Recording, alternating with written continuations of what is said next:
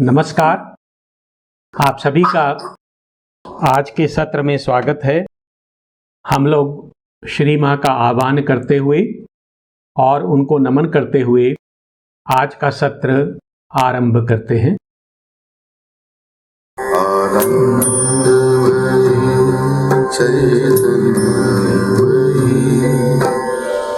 सत्यमयी परमेश्वरी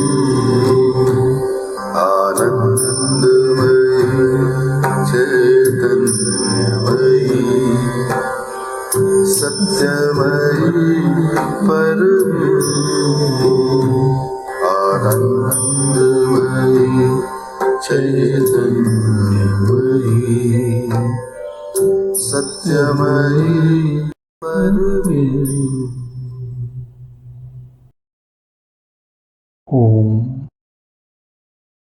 सावित्री पर्व 1 सर्ग 1 पृष्ठ 7 द सिंबल डॉन उषा एक प्रतीक। सदा की भांति हम लोग एक बार जो भाग हमने अभी तक पढ़ लिया है उसका स्मरण कर लेते हैं। इस सर्ग के आरंभ में जिस रात्रि का चित्रण किया गया है वह उस दिन से पूर्व की रात्रि है जिस दिन सत्यवान की मृत्यु होना निश्चित है। कवि इस रात्रि की गहनता में सृष्टि के आरंभ से पूर्व के अंधकार का अनुभव करता है। वह अनुभव करता है कि यह एक अथाह शून्य है। A fathomless zero occupied the world। परंतु उस शून्य में एक शक्ति निहित है जो सृष्टि के एक और चक्र के लिए इच्छुक नहीं है और शून्य में विलीन हो जाना चाहती है।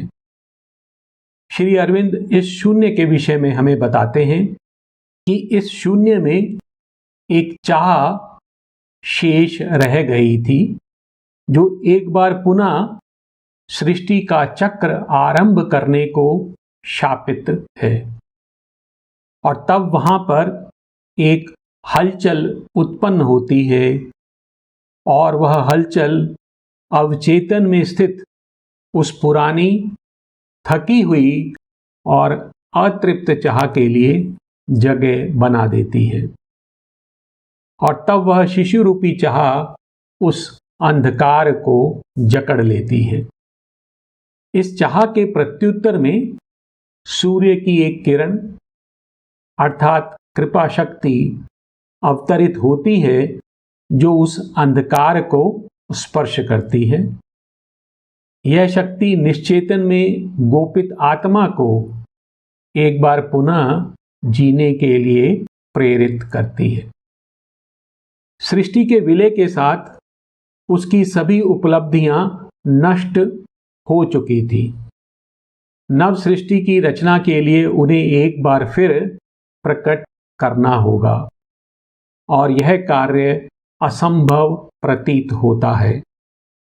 परंतु यदि भगवान का स्पर्श प्राप्त हो तो सभी कुछ संभव है। All can be done if the God touch is there। Bhagavat स्पर्श के कारण उस अनिच्छुक रात्रि में, उस अनमनी रात्रि में एक निर्बल आशा चुपके से प्रवेश कर जाती है।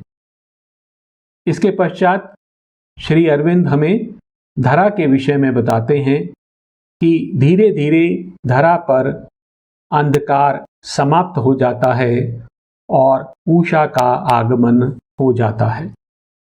उषा के अद्भुत रंगों की छटा मनुष्य के अंतर में भव्यता की चाह का बीज बो देती है। तब उषा की देवी प्रकट होती है और सकल सृष्टि एक समर्पण और एक अनुष्ठान बन जाती है और हमारी धरा उस प्रकाश की किरण को धारण कर लेती है। परंतु जिस प्रकार देह में जन्म लेने पर आत्मा का तेज अचित्त में खो जाता है, उसी प्रकार उस दिव्य अग्नि का क्षणिक प्रकाश उज्ज्वल वायु में घुल जाता है। उषा का संदेश समाप्त हो जाता है और उषा की देवी लौट जाती है। वह दिव्य सौंदर्य धरा के वातावरण में अब और अधिक जीवित नहीं रहता है। इस प्रकार धरा पर एक सामान्य दिवस आरंभ हो जाता है और इसके साथ ही सभी जीव अपनी दैनिक चर्या में लिप्त हो जाते हैं और मनुष्य भी अपने भाग्य का बोझ उठाकर अपने दैनिक कार्यों में लग जाता है। इसके पश्चात श्री अरविंद हमें सावित्री के विषय में बताते हैं।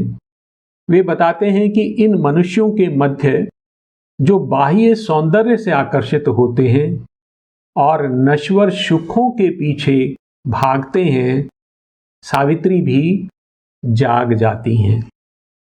परंतु सावित्री इन मनुष्यों के मध्य अपने को एक अजनबी के समान अनुभव करती हैं।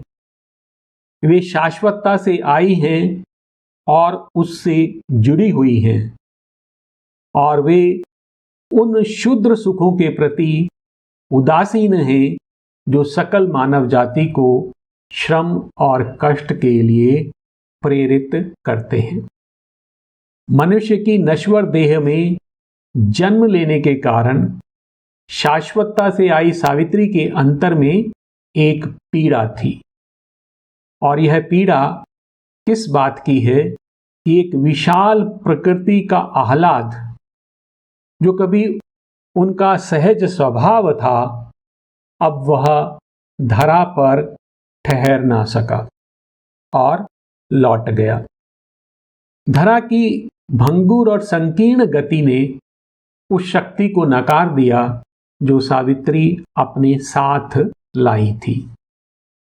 यहां तक हम पिछले सत्र में देख चुके हैं और अब इससे आगे हम इस सर्ग की पंक्तियों को देखते हैं। हम लोग पृष्ठ नंबर 7 पर हैं, पंक्ति नंबर 1 पर। इन पंक्तियों में जो भाव कवि हमारे सामने व्यक्त कर रहे हैं वो इस प्रकार से है कि जो धरा के कोषाणु होते हैं वो सुख और दुख पर जीवित रहते हैं और इसलिए वो धरा के कोषाणु वह शाश्वत आनंद जो सावित्री अपने साथ लाई थी उसको अस्वीकार कर देते हैं और उसके प्रत्युत्तर में सावित्री को वो प्रेम और मृत्यु की जो उनका स्वभाव है भेंट करते हैं। Earth's grain that needs the sap of pleasure and tears rejected the undying rapture's boon। तो धरा के कोषाणु जिन्हें जीने के लिए सुख और दुख और उसके रस की आवश्यकता होती है, Earth's grain that needs the sap of pleasures and tears rejected the undying rapture's boon। उन कोषाणुओं ने उस अमर आनंद के प्रसाद को जो सावित्री अपने साथ लाई थी अस्वीकार कर दिया। Earth's grain that needs the sap of pleasure and tears rejected the undying rapture's boon offered to the daughter of infinity her passion flower of love and doom she gave। और उसके प्रत्युत्तर में जो आनंद सावित्री अपने साथ लाई थी, धरा ने उस अनंत की पुत्री को डॉटर ऑफ इंफिनिटी क्या भेंट किया? Her passion flower of love and Doom. तो एक ऐसा पुष्प जो प्रेम और मृत्यु के आवेश से युक्त था वह सावित्री को अर्पित किया। इस पंक्ति को हम थोड़ा विस्तार से देख लेते हैं। ये पैशन फ्लावर क्या होता है? पैशन फ्लावर या आवेश पुष्प यह एक प्रकार का पुष्प है जो ईसा मसीह के सूली पर चढ़ने की घटना का प्रतीक समझा जाता है। इस पुष्प के जो फिलामेंट्स होते हैं उसकी तुलना कांटों के ताज से की जाती है जो कि ईसा मसीह को पहनाया गया था। इसके जो 5 परागकोश हैं उनकी तुलना यीशु पर लगाए गए 5 घावों से की जाती है और इसके जो 3 बल्बनुमा स्टिग्माटा हैं उनकी तुलना 3 कीलों से की जाती है। तो यह जो पैशन फ्लावर है एक प्रकार से ईसा मसीह के सूली पर चढ़ने की घटना को संकेत करता है। और यह जो पैशन फ्लावर है यह लव और डूम लिए हुए है। Passion flower of love and Doom. तो जैसा कि हम जानते हैं कि पृथ्वी को सभी मृत्यु लोक भी कहते हैं, अर्थात हमारी धरा के सभी पदार्थ, सभी जीव और सभी गतियां मृत्यु के श्राप से ग्रसित हैं। यहां पर प्रेम भी मृत्यु के पाश में कैद है। तो इस प्रकार जब धरा पर सावित्री सत्यवान का प्रेम पाती हैं तो वह भी मृत्यु के पाश में जकड़ा हुआ है। धरा पर ऐसा कोई भी पदार्थ, ऐसा कोई तत्व नहीं है जो कि मृत्यु से परे हो।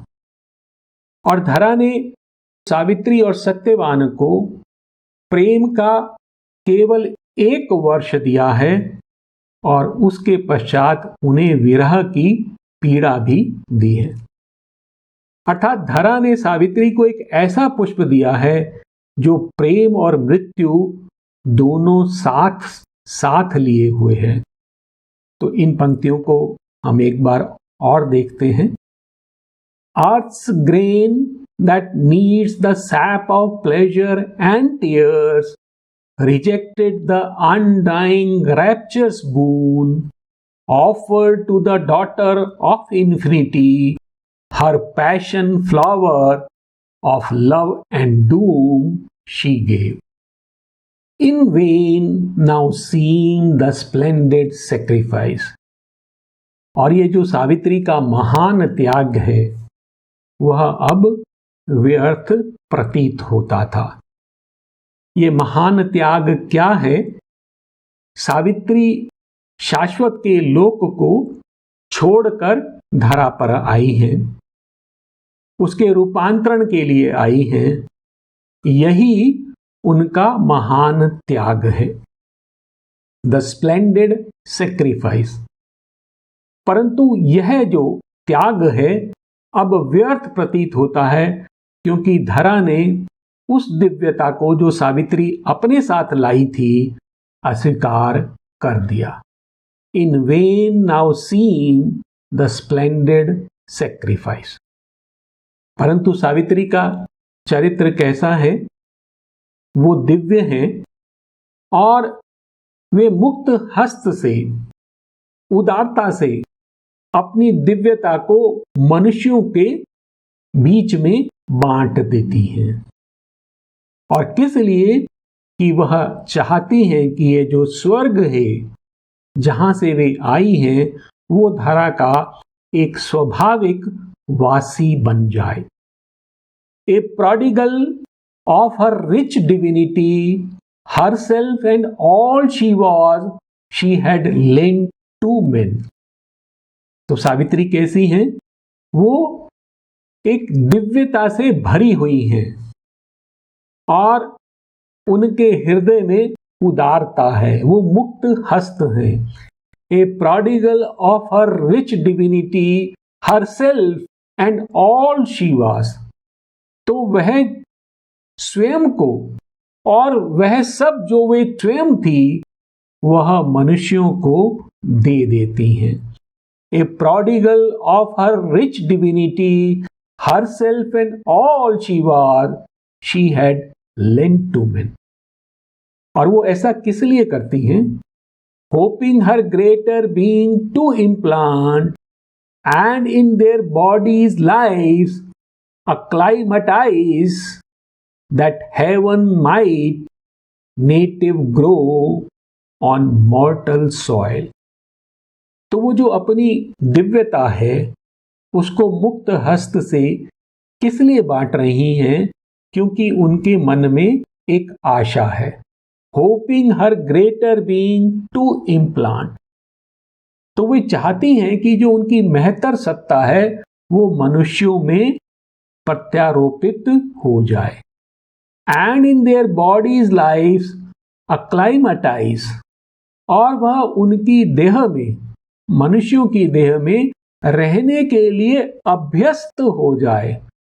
That heaven might native grow on मॉर्टल soil, जिससे कि यह जो स्वर्ग है वो नश्वर धरा का मूल निवासी बन जाए।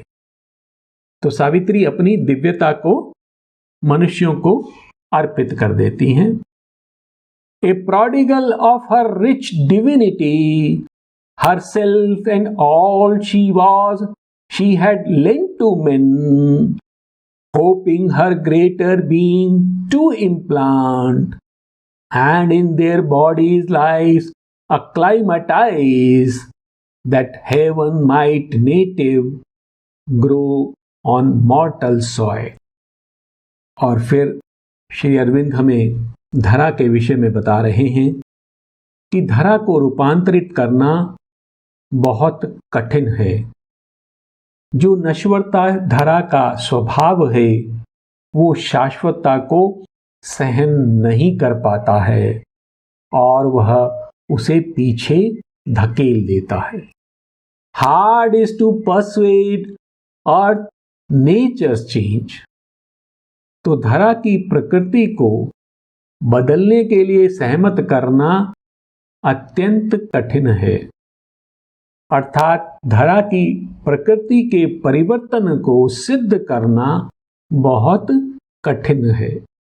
Hard is it to persuade earth's nature change, mortality bears ill the eternal touch, और जो नश्वरता है वो शाश्वत के स्पर्श को सहन नहीं कर पाती है।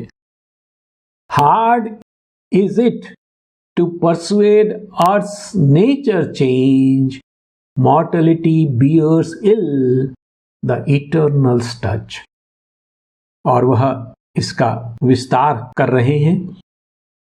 It fears the pure divine intolerance of that assault of ether and of fire. तो ये जो धरा की नश्वरता है वो भय खाती है। किससे? प्योर डिवाइन इनटॉलरेंस, वो जो विशुद्ध दिव्य असहिष्णुता है, अर्थात वो जो विशुद्ध दिव्यता है वह असहिष्णु होती है। वो किसी भी प्रकार के दोष को सहन नहीं कर पाती है और यह नश्वरता उससे भय करती है। It fears the pure divine intolerance of that assault of ether and of fire, और वह उसके आकाश और अग्नि के आक्रमण से डरती है। It murmurs at its sorrowless happiness, almost with hate, repels the light it brings. तो यह जो धरा की नश्वरता है वो बड़बड़ाती है, मरमर करती है। क्यों? क्योंकि वह शाश्वतता को देखती है कि वह दुखहीन आनंद लिए हुए है। It murmurs at its sorrowless happiness, तो शाश्वतता के जो दुखहीन सुख है उस पर यह नश्वरता बड़बड़ाती है almost with hate repels the light it brings.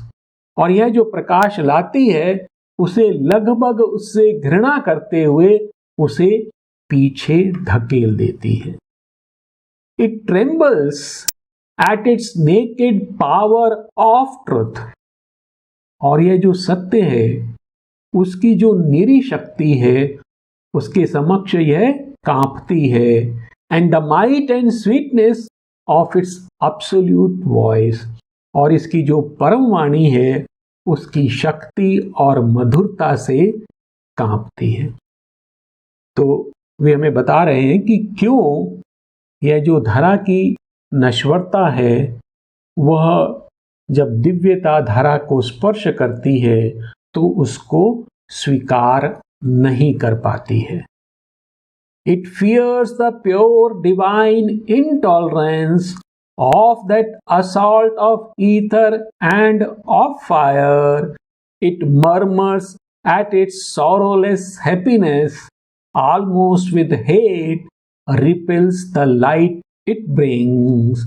It trembles at its naked power of truth and the might and sweetness of its absolute voice. ये धरा जब कृपा स्वर्ग से धरा पर आती है उसको स्पर्श करती है तो उसका विरोध करती है.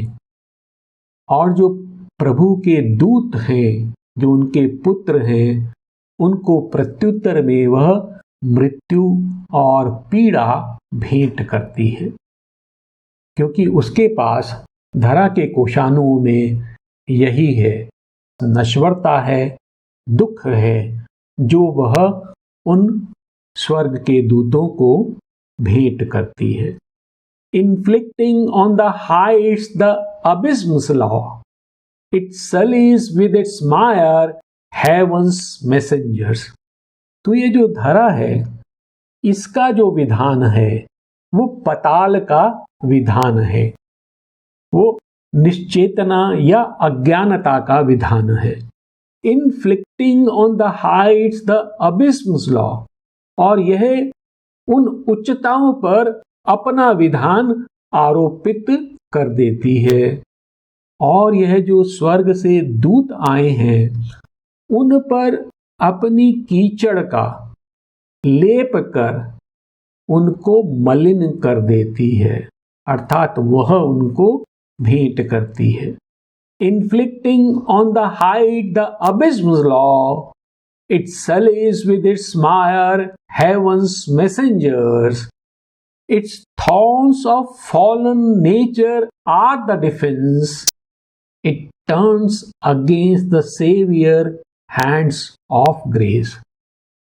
इसकी जो प्रकृति है, जो पतित है, उसके पास कांटे हैं और वह कांटे इसकी सुरक्षा के साधन हैं. Its thorns of fallen nature are the defense. It turns against the Savior hands of grace. और यह धरा जो उद्धार करता आते हैं, जो भगवान के दूत आते हैं, इन कांटों का विरोध करने के लिए प्रयोग करती है. अर्थात जब कृपा हमारी सहायता के लिए आती है और हमारी प्रकृति को बदलने का प्रयास करती है तो धरा अपनी प्रकृति की रक्षा करने के लिए जिस चेतना में वह है उसे बनाए रखने के लिए उस अज्ञानता में, उस तमस में और अधिक रहने के लिए अपने कांटे आगे कर देती है. इससे उस कृपा को रोकती है. It meets the sons of God with death and pain. और ये भगवान के पुत्रों को मृत्यु और पीड़ा से भेंट करती है.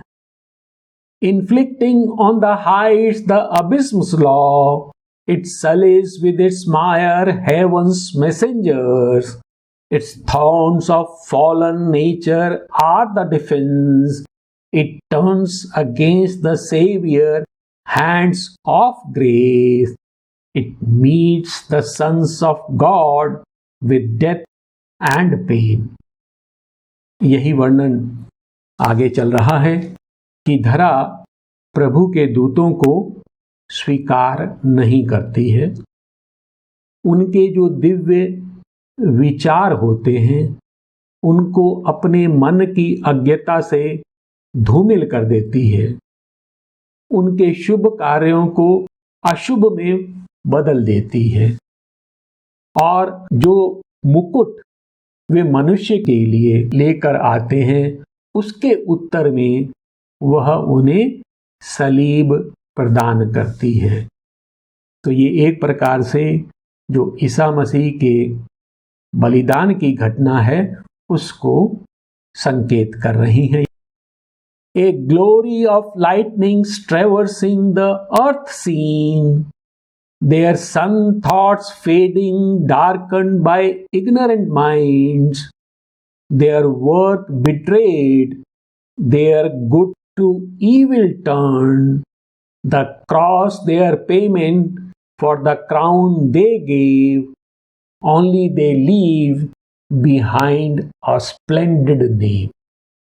तो जब यह देवदूत इस धरा पर आते हैं तो ऐसा प्रतीत होता है कि यह जो पृथ्वी का जो रंगमंच है अथवा पृथ्वी के आकाश में इन देवदूतों की जो महिमा है वो बिजलियों के समान चमकती है। A glory of lightnings traversing the earth scene. तो जब वे इस धरा के वातावरण में आते हैं तो आकाश में जो चमकती हुई बिजलियां हैं उनके समान वे चमकते हैं, परंतु their sun thoughts fading darkened by ignorant minds, परंतु उनके विचार जो सूर्य के समान दीप्तमान है, प्रकाशमान है, वो अज्ञ मनों से ढकने के कारण धूमिल हो जाते हैं। Their sun thoughts fading, darkened by ignorant minds, अर्थात हम उनको दूषित कर देते हैं, स्वीकार नहीं कर पाते हैं। Their work betrayed, their good to evil turned, और उनके कर्म को नकार दिया जाता है, उनके द्वारा लाए गए शुभ को अशुभ में बदल दिया जाता है। The cross there payment for the crown they gave, और वह जो मुकुट हमारे लिए लाए हैं, जो उन्नति और मुक्ति का सूत्र हमारे लिए लाए हैं, उसके प्रत्युत्तर में उन्हें सूली पर चढ़ा दिया जाता है। Only they leave behind a splendid name, और वे अपने पीछे केवल एक महान नाम छोड़ जाते हैं, अर्थात केवल उनका नाम रह जाता है, परंतु धरा की प्रकृति नहीं बदल पाती है। और हम ऐसा देखते हैं कि धरा के इतिहास में बार बार अनेकों महान आत्माएं धरा पर आई हैं। उन्होंने धरा को ऊपर ले जाने का प्रयास किया है, परंतु केवल उनके नाम शेष रह गए हैं और धरा वहीं की वहीं ठहरी हुई है। A glory of lightnings traversing the earth scene, their sun thoughts fading, darkened by ignorant minds, their work betrayed, their good to evil turned, the cross their payment for the crown they gave, only they leave behind a splendid name. A fire has come and touched men's hearts and gone. A few have caught flame and risen to greater life. तो इस धरा पर एक दिव्य अग्नि आई, परंतु वह मनुष्यों के हृदयों को छूकर लौट गई। केवल कुछ ही मनुष्यों ने उसको ग्रहण कर महतर जीवन में प्रवेश किया। तो एक प्रकार से ये पंक्तियां उषा के विषय में भी बता रही हैं और सावित्री के विषय में भी बता रही हैं। कि उषा इस धरा पर आई, वो जो अपने साथ भव्यता लेके आई थी, दिव्यता लेके आई थी, जो वो अग्नि लेके आई थी, उसने कुछ मनुष्यों को प्रेरित किया, परंतु वह यहां ठहर नहीं पाई और लौट गई। और उनमें से कुछ मनुष्य उसका स्पर्श पाकर, उसको स्वीकार कर एक महत्तर जीवन में प्रवेश कर जाते हैं। और इसी प्रकार से जो सावित्री धरा पर आई हैं, उनके चारों ओर जो मनुष्य हैं, उनमें से केवल कुछ मनुष्य ही उनका संसर्ग पाकर, उनका साथ पाकर एक महत्तर जीवन में प्रवेश कर पाते हैं। A fire has come and touched men's hearts and gone. A few have caught flame and risen to greater life. तो धरा पर एक दिव्यता आई और लोगों के हृदयों को छूकर चली गई। कुछ मनुष्यों ने उस दिव्यता को ग्रहण किया और वे महत्तर जीवन की ओर उठ गए। A fire has come and touched men's hearts and gone. A few have caught flame and risen to greater life. अब जो पंक्तियां हमारे समक्ष आ रही हैं, उनमें सावित्री के विषय में हमें बताया गया है। और ये जो पंक्तियां हैं हमारे सामने, इसमें जो भाव है वो इस प्रकार से है कि सावित्री जिस धरा की सहायता करने आई थी, उस धरा ने उसे प्रत्युत्तर में अपना दुख, संघर्ष और पतन भेंट किया। Too unlike the world, she came to help and save. Her greatness weighed upon its ignorant breast. तो सावित्री जिस जगत की सहायता करने आई थी, जिसे वो मुक्त करने आई थी, उससे वे बहुत अलग थी और उनकी महानता इस धरा के अज्ञानी वक्ष पर एक बोझ के समान थी। Too unlike the world, she came to help and save. Her greatness weighed upon its ignorant breast. तो सावित्री की महानता इस धरा पर एक बोझ के समान थी, क्योंकि वह धरा उस बोझ को सहन नहीं कर पा रही थी। And from its dim chasm welled a dire return, a portion of its sorrow struggle for. और धरा ने अपनी अंध खाइयों में से एक भयानक उत्तर देते हुए, and from its dim chasm welled a dire return, तो उसकी खाइयों में से एक उत्तर प्रकट होता है और उस उत्तर के फलस्वरूप a portion of its sorrow struggle fall, तो धरा अपने दुख, संघर्ष और पतन का एक अंश सावित्री को अर्पित करती है। क्योंकि धरा के पास यही है, दुख है, संघर्ष है और पतन है, वही वह सावित्री को अर्पित करती है। Too unlike the world, she came to help and save. Her greatness weighed upon its ignorant breast, and from its dim chasm welled a dire return, a portion of its sorrow struggle for. और इस प्रकार दुख भोगना और मृत्यु का सामना करना, जो कि एक सामान्य मनुष्य का भाग्य है, वही भाग्य अब सावित्री का भी बन गया।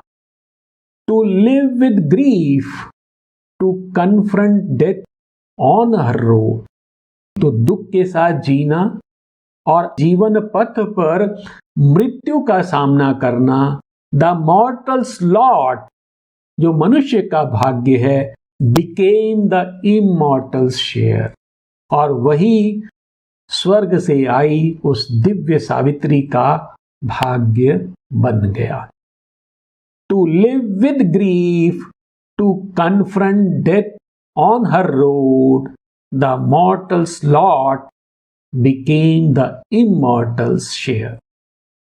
और ये पंक्तियां बहुत सुंदर हैं कि जब देवता मनुष्य का जीवन स्वीकार करते हैं तो वे और महान हो जाते हैं, और सावित्री भी मनुष्य का जीवन स्वीकार कर और महान बन गई। Thus trapped in the gin of earthly destinies, awaiting her ordeal hour abode, outcast from her inborn felicity, accepting life's obscure terrestrial robe, hiding herself even from those she loved, the Godhead greater by a human faith। तो सावित्री जब इस धरा पर आती हैं तो ये जो पार्थिव नियति है, जो काल का जो पहिया है, जो चरखी है, उसमें फंस जाती हैं। Thus trapped in the gin of earthly destinies, awaiting her ordeal's hour abode, और वह अपनी परीक्षा की जो घड़ी है उसकी प्रतीक्षा कर रही हैं। आउटकास्ट फ्रॉम हर इनबॉर्न फिलिसिटी, और वो उनका जो स्वाभाविक आत्म आनंद था उससे वह दूर हो गई हैं। एक्सेप्टिंग लाइफ्स ऑब्सक्योर टेरेस्ट्रियल रोब, और उन्होंने जीवन के दुखदाई और धूमिल चोले को स्वीकार कर लिया है। Hiding her self even from those she love, और जिनसे वह प्रेम करती हैं उनसे भी उसने अपने को छिपा लिया है। उन्होंने अपना दुख किसी से साझा नहीं किया है, उन सब से सावित्री ने अपने को छिपा लिया है।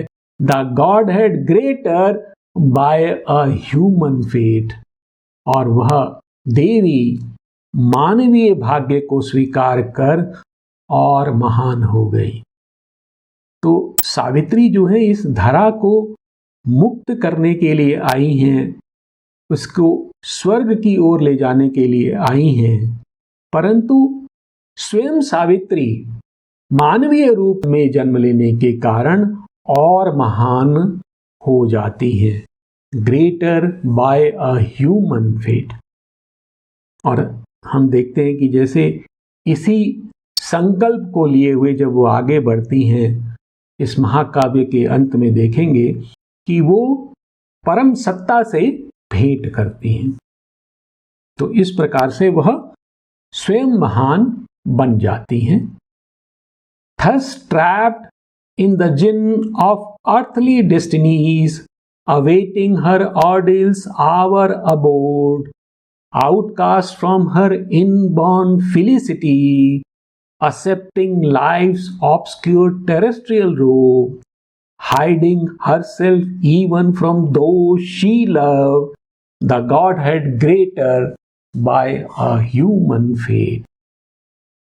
सावित्री को अपने दुर्भाग्य का पूर्वाभास है। वे जानती हैं कि आज के दिन सत्यवान की मृत्यु होने वाली है, परंतु वे अपनी पीड़ा किसी से भी साझा नहीं करती हैं। A dark foreknowledge separated her from all of whom she was the star and stay।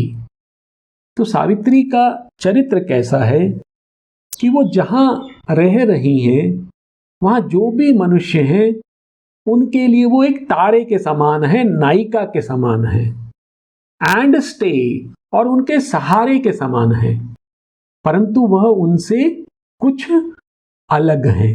क्यों? उन्होंने उनसे दूरी बना रखी है। A dark four knowledge separated her from all of whom she was the star and stay। तो ये जितने भी मनुष्य सावित्री के आसपास हैं वो उस दुर्भाग्य के विषय में नहीं जानते हैं जो नियति ने सावित्री के भाग्य में लिख दिया है, और इस प्रकार वह उनसे अलग है। A dark four knowledge separated her from all of whom she was the star and stay, too great to impart the peril and the pain।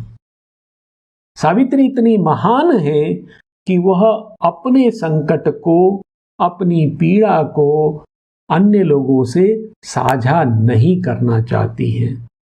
वो उस पीड़ा को स्वयं सहना चाहती हैं। जो उनके परिवारजन के लोग हैं, जो मित्र वर्ग है वहां पर, उनको उसमें शामिल नहीं करना चाहती हैं। Too great to impart the peril and the pain, in her torn depth she kept the grief to come। और उस दुख को उन्होंने अपने हृदय में सहेज कर रखा हुआ है। A dark foreknowledge separated her from all of whom she was the star and stay, too great to impart the peril and the pain, in her torn depth she kept the grief to come। तो सावित्री अपना दुख किसी से साझा नहीं करती हैं। यही भाव आगे है इन पंक्तियों में कि किसी को सावित्री के दुख का भान नहीं है, ज्ञान नहीं है, और सावित्री को किसी का साथ भी प्राप्त नहीं है। उनको अकेले ही अपने दुर्भाग्य का सामना करना था। As one who watching over men left blind takes up the load of an unwitting race। तो सावित्री जानती है कि उनकी चारों ओर जो मनुष्य हैं वो अज्ञानी हैं, और उनका भार, उनका संरक्षण सावित्री कर रही हैं। उस अबोध जाति का बोझ सावित्री वहन कर रही है। As one who watching over men left blind takes up the load of an unwitting race। तो सावित्री किस प्रकार की है कि उन्होंने अपने चारों ओर जो मनुष्यों की अबोध जाति है उसको वहन कर रखा है, उसका संरक्षण कर रही है। Harboring a foe whom with her hearts she must feed। और उन्होंने अपने हृदय में एक ऐसे शत्रु को आश्रय दिया हुआ है जिसको उन्हें अपने हृदय से पोषित करना पड़ रहा है, अर्थात उनको वह दुख स्वयं सहना पड़ रहा है। Unknown her act, unknown the doom she faced। और जो वहां चारों ओर उपस्थित मनुष्य जन हैं वो उनके कर्म से और उस दुर्भाग्य से जिसका वह सामना कर रही हैं अनजान हैं, अपरिचित हैं। Unknown her act, unknown the doom she faced, unhelped she must foresee and dread and dare। और सावित्री को बिना सहायता के अपने भविष्य का सामना करना होगा, अपने दुर्भाग्य से डरना होगा और उसका सामना करना होगा। As one who watching over men left blind takes up the load of an unwitting grace, harboring a foe whom with her heart she must feed, unknown her act, unknown the doom she faced, unhelped she must foresee and dread and dare। और अब श्री अरविंद बता रहे हैं कि वह प्रातः जिसके बारे में सावित्री को बहुत समय से ज्ञान था, जिस दिन सत्यवान की मृत्यु होनी है, वह आ पहुंची है। The long forenoon and fatal morn was here, bringing a noon that seemed like every noon. जो सूर्य है ऊपर चढ़ रहा है, उषा काल समाप्त हो गया है, अब प्रातः काल आ गया है और इस प्रातः काल के बाद एक ऐसी दोपहर आने वाली है जो कि एक सामान्य दोपहर प्रतीत होती है। The long forenoon and fatal morn was here, bringing a noon that seemed like every noon. परंतु यह जो दोपहर है अपने आप में बहुत विशिष्ट है, क्योंकि इस दिन सत्यवान की मृत्यु होने वाली है। परंतु ऐसा प्रतीत होता है कि यह कोई सामान्य दोपहर है, क्योंकि किसी को भी वहां पर इसका भान नहीं है सावित्री के अतिरिक्त। The long forenoon and fatal morn was here, bringing a noon that seemed like every noon. और अब ये पंक्तियां हमें बता रही हैं कि किस प्रकार जो प्रकृति है वो अपने महान पथ पर चलती है और उसे इस बात की बिल्कुल भी परवाह नहीं होती कि उसके इस मार्ग पर चलने से कौन से जीव मारे जाएंगे, किनका जीवन समाप्त हो जाएगा। अर्थात मनुष्यों के जीवन की, उनके कष्टों की परवाह किए बिना प्रकृति अपने उद्देश्य की ओर, अपने मार्ग पर आगे बढ़ती रहती है। For nature walks upon her mighty way, तो उसका जो महान मार्ग है, शक्तिशाली मार्ग है, उस पर वह बढ़ती रहती है। Unheeding when she breaks a soul alive, तो वह जब किसी जीव को मार देती है, किसी जीवन को नष्ट कर देती है, तो वह इसकी परवाह नहीं करती है।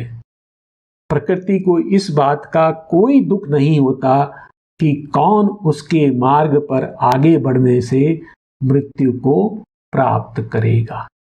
For nature walks upon her mighty way, unheeding when she breaks a soul, a life, leaving her slain behind she travels on, man only marks and God's all-seeing eyes। तो प्रकृति की इसके प्रति कोई परवाह नहीं रहती कि कौन सा जीवन समाप्त हो रहा है, परंतु मनुष्य इस बात पर ध्यान देता है। मनुष्य के लिए यह महत्वपूर्ण होता है। और इसके साथ साथ जो भगवान है वो दृष्टा रूप में, साक्षी रूप में प्रकृति की गति को देखते रहते हैं। Man only marks and God's all seeing eyes, परंतु प्रकृति निश्चिंत अपने मार्ग पर बढ़ती रहती है। For nature walks upon her mighty way, unheeding when she breaks a soul alive, leaving her slain behind, she travels on, man only marks and God's all-seeing eyes। और जीवन की इस घोर घड़ी में सावित्री अपने दुख को किसी से साझा नहीं करती हैं। वे मौन हैं, उनके मुख पर शांति है और हृदय में साहस है। Even in this moment of her soul's despair, in its grim rendezvous with death and fear, no cry broke from her lips, no call for aid। तो उसकी आत्मा के इस घोर निराशा के क्षण में, मृत्यु और भय से उसकी भयानक भेंट में उसके होठों से कोई रुदन नहीं हुआ, कोई चीत्कार नहीं हुई, उसने सहायता के लिए कोई पुकार नहीं दी। Even in this moment of her soul's despair, in its grim rendezvous with death and fear, no cry broke from her lips, no call for aid. She told the secret of her woe to none. उसने अपनी व्यथा का रहस्य किसी से साझा नहीं किया। Calm was her face and courage kept her mute. उसका जो मुख है वो शांत था और उसके साहस ने उसे मौन रखा। सावित्री के चरित्र के विषय में ये पंक्तियां हैं कि जो सावित्री का जो मानवीय रूप है वो भी अर्ध दिव्य है और वो सकल प्रकृति और सभी जीवों के अंतर में स्थित भगवान से एकात्म है। Yet only her outward self suffered and strove, even her humanity was half divine. तो सावित्री पीड़ित तो हैं, परंतु केवल उनकी जो बाह्य सत्ता है वही पीड़ित है, वही प्रयास कर रही है, अंत उनके गहन शांति है। Yet only her outward self suffered and strove, even her humanity was half divine. तो अंतर में गहन नीरवता है और उनका जो बाह्य सत्ता है जो अर्ध दिव्य है उसमें कुछ पीड़ा है, कुछ प्रयास है। Her spirit open to the spirit in all, और उनकी आत्मा जो सभी जीवों में स्थित परमात्मा है उसके प्रति खुली हुई थी, अर्थात उससे एकात्म थी। Her nature felt all nature as its own. तो ये सावित्री का चरित्र बता रहे हैं कि वह सकल प्रकृति से एकात्म थी। Her spirit open to the spirit in all, her nature felt all nature as its own. अब ये कुछ पंक्तियां हैं, बहुत सुंदर पंक्तियां हैं सावित्री के विषय में कि सावित्री का चरित्र कैसा है, सावित्री की चेतना कैसी है। वो सबसे अलग है परंतु सभी को अपने अंतर में धारण किए हुए हैं। वो जगत जननी है। उनकी चेतना इस प्रकार की है कि संपूर्ण जगत उनके अंदर गति करता है। Apart living with in all life she bore. तो सबसे अलग है क्योंकि उनकी मनस्थिति किसी को पता नहीं है। अपार्ट लिविंग विद इन, वो अपने अंतर में स्थित हैं। ऑल लाइफ शी बोर, वह सभी जीवों को धारण करती हैं, मां स्वरूप है। अलूफ, और सकल जगती जो कष्ट भोग रही है उससे विचलित हुए बिना, aloof she carried in her self the world, और वह सकल जगत को अपने अंतर में वहन करती हैं। Apart living with in all life she bore, aloof she carried in her self the world. तो वो सबसे अलग, निर्लिप्त, परंतु सकल जगत को अपने अंतर में वहन कर रही हैं। और ये भी पंक्तियां बहुत सुंदर हैं कि उनका जो भय है वो वैश्विक भय है, अर्थात संपूर्ण मानव जाति का जो भय है मृत्यु के प्रति वो उन्होंने अपने ऊपर ले लिया है। और उनकी शक्तियां कैसी हैं? वैश्विक शक्तियां हैं। तो उनके समक्ष वैश्विक भय है और उसका सामना करने के लिए वैश्विक शक्तियां हैं, और उसके साथ साथ वो जो प्रेम का प्रसार कर रही हैं, जो प्रेम का विकिरण कर रही हैं अपने चारों ओर, वो जगत जननी से आया हुआ प्रेम है। तो ऐसा उनका चरित्र है। Her dread was one with the great cosmic dread. तो मृत्यु जो है सकल मानव जाति के लिए एक भय का कारण है। जैसा कि पहले पंक्तियां आई थी, ये संपूर्ण जो धरा है वो मृत्यु के पाश में जकड़ी हुई है। मृत्यु का भय जो है वैश्विक भय है, और यही मृत्यु का भय अब सावित्री का भी भय है। अर्थात सावित्री का भय और यह जो वैश्विक भय है अब एक हो गए हैं। सावित्री ने उसको स्वीकार किया है, उसका सामना करने के लिए वो आगे आई हैं। Her dread was one with the great cosmic dread. Her strength was founded on the cosmic might. और उनकी शक्ति कैसी है? जो वैश्विक शक्तियों पर आधारित है। तो वो वैश्विक भय का सामना करने के लिए वैश्विक शक्तियां लिए हुए हैं। The universal mother's love was hers. और इसके साथ साथ वो जो प्रेम बांट रही हैं वो कहाँ से आया है? यूनिवर्सल मदर्स लव, वो जगन माता का प्रेम है जो वह विकिरण कर रही हैं, जिसका वे माध्यम बनी हुई हैं। Her dread was one with the great cosmic dread, her strength was founded on the cosmic mights, the universal mother's love was hers. तो यहाँ पर हम आज की पंक्तियों को विराम देंगे और इसके पश्चात जो अब अंश शेष रह गया है उसमें हम देखेंगे कि सावित्री सकल जगत को अपने अंतर में लिए हुए हैं और वे अपनी शक्ति को एकत्रित करती हैं और अकेले ही भागवत कार्य को पूर्ण करने के लिए और नियति का सामना करने के लिए उठ खड़ी होती हैं। ये भाव हम अगले सत्र में लेंगे।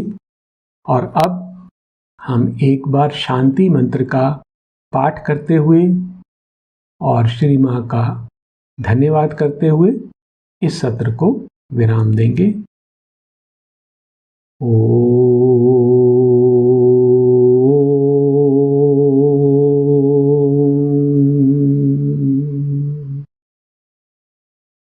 शांति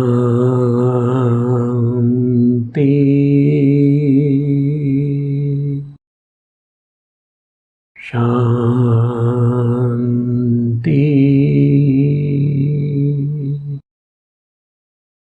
शांति।